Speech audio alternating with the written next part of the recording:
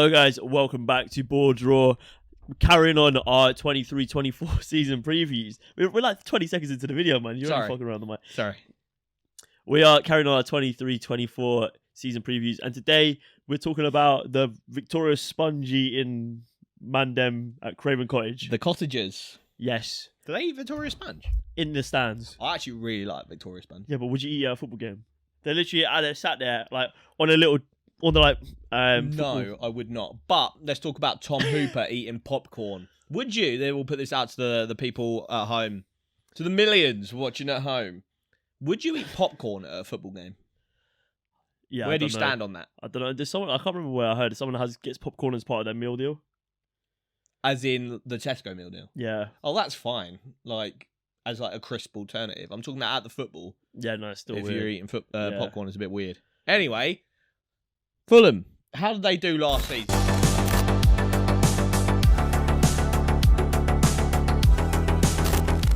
Well, it was a phenomenal season for them, wasn't it? Unbelievable season, led by the main man up top. Mitro. Yeah, Mitro. Well, we all had Fulham as pretty certy relegation. I mean, I had all the three. Yeah, from my sides. I can't remember who I didn't have. I think I didn't have Nottingham Forest. But yeah, Fulham, I think, were one of those teams that you just label as a yo-yo club. And they've done coming up to the Prem and spending money badly. Spending money. And so everyone kind of just assumed that this would be another case of that. They were so smart. They brought in good players.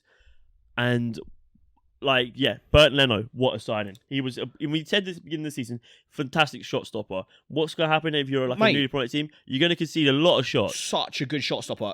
If anything, they shafted Arsenal because I think we only let him go for like 8 million. He's like a £30 million goalkeeper. 8 million to a not a London rival, but like a fellow London club. Like, why are we helping them? 8 million. Yeah, we're idiots. But yeah, quality fantastic signing. I liked as well Jarpolino. He was unbelievable. What a player. Unbelievable last season. There's already people sniffing around him. Someone else who went under the radar a little bit, Willian bought a lot for that Fulham team. Also, Andreas Pereira, who's kind of touted as a Man United kind of reject and didn't really failed wonder kid.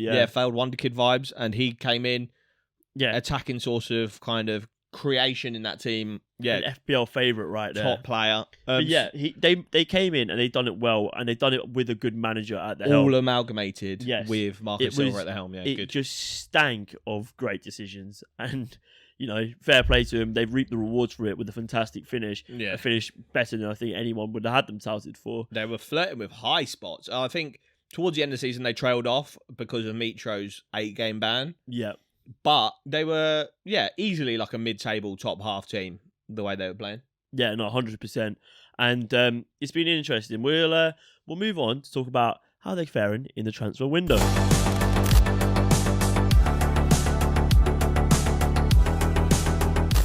Dun, dun, dun.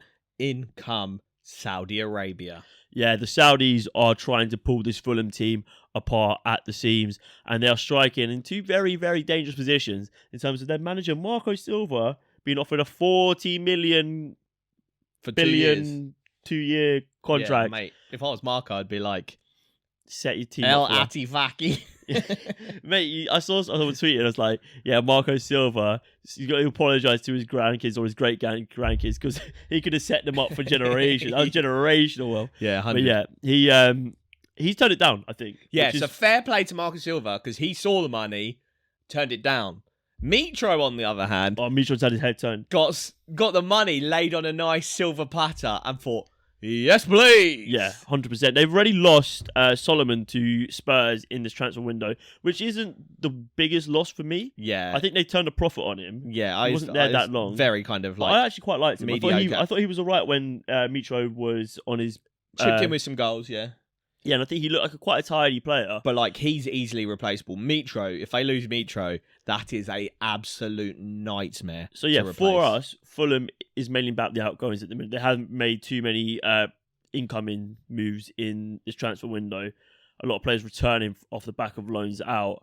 But yeah, the Mitro one is the big one. I think the tabled offer is 52 million, Yeah, and I think which is probably around his value. we were talking. I said to you, I'd say about 50 million is where I value him. But for he's Fulham- he's fucked it for Fulham by saying that he's never going to play again, because that immediately Fulham just lose all leverage. Yeah. And now, So now they've got a player who's not going to play, or they can take 30 million. For yeah, him. so he's fucked that for them. And then, so that's a bad situation, obviously. And also, it's one thing losing him, then it's replacing him. Because like we said, a thing that makes you different to the rest of the teams around you in mid-table is having a goal scorer. Well, the problem is, yeah, Mitro's that guy.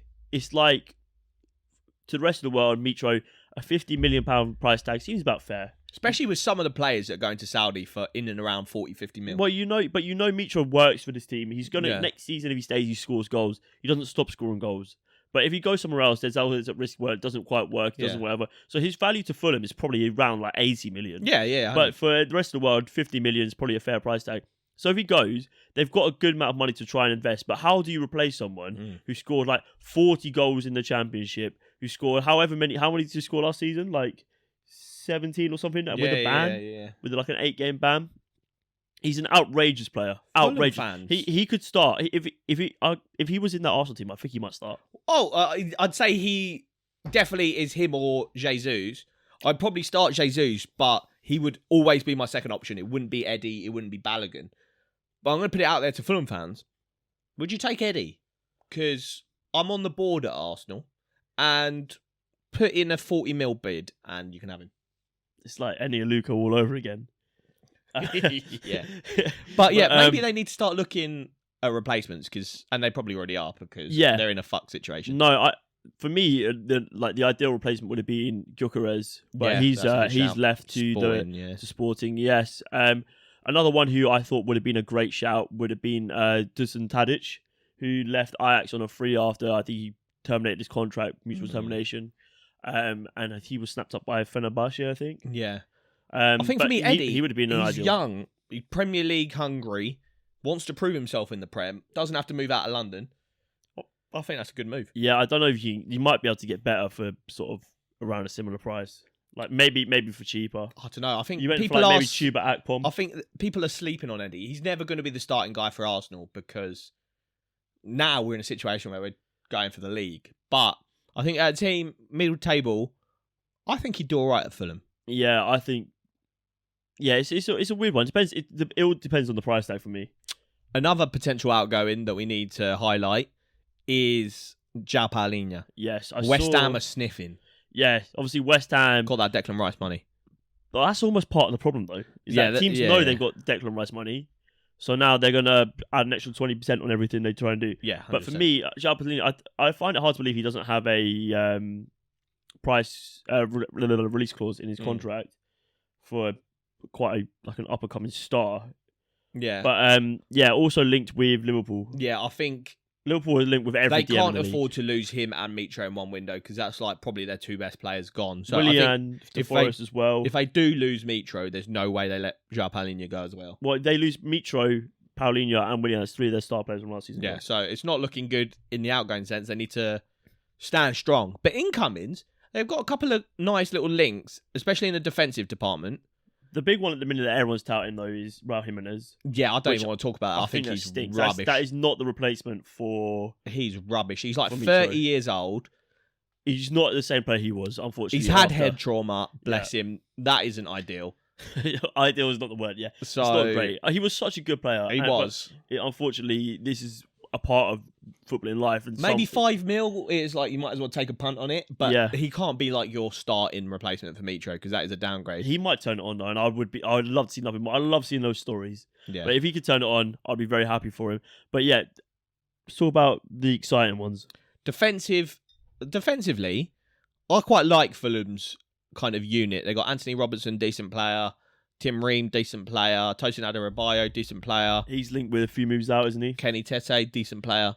But also, inbound, there have been talks of Mohamed Salisu from Southampton, who I think is a very good player. I like Salisu a lot. I think he has quite a high ceiling.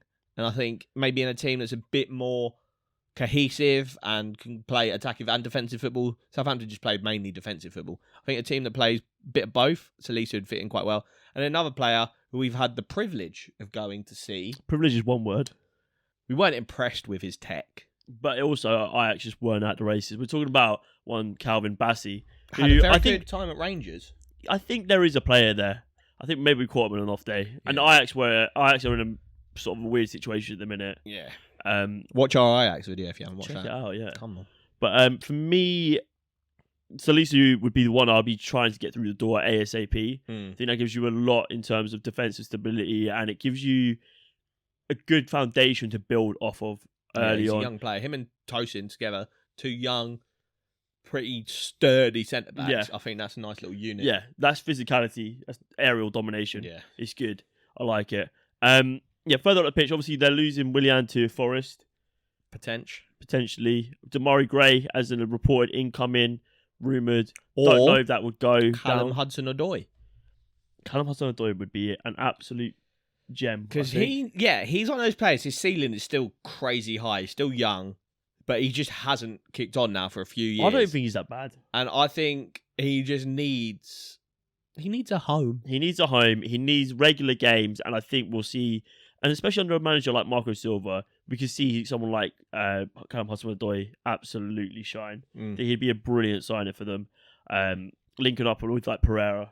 Yeah, fantastic. I think Fulham, right now, they're all guns blazing in the departments of not losing Paulinho and Mitro. Yeah, I think, they're in kind of like a... They're in like a bunker and they're having grenades thrown on them and they're like, just fucking survive. They're praying that the enemy lines run out of ammunition. Because they are getting peppered at the moment. Or they just get bored and then go try and shoot someone else. Yeah, they need to just stay strong. If you're going to lose Mitro, don't lose anyone else. If you lose Paulinho, don't lose Mitro. Who's easier to replace? Paulinho. Who's more important? Mitro. I don't know. They came up into the Prem without Paulinho. Yeah, I agree. I think goal scoring is just the top asset in the Prem. Yeah, it's hard though, but like, what keeps you in the league? It's not even like if Mitro was like an average striker, I'd say João Paulinho every time. But Mitro is so good. Yeah, I know Mitro is fantastic, but he's not as young as Paulinho. No. And do you stay in the league off of a top goal scorer or off of defensive stability? Well, it's a happy mix of both. Overall, it's mainly teams that can shut up shop and not concede too many. We usually stay up in the league off the back of I think if you take away Mitro's goals from Fulham last season, they probably that's the difference, though, isn't it? Probably in the relegation. That is the difference. Like you've just got a threat up top. Yeah. It's an interesting one to talk about. Yeah, let's talk quickly about how they're going to line up next season. Yeah, boy.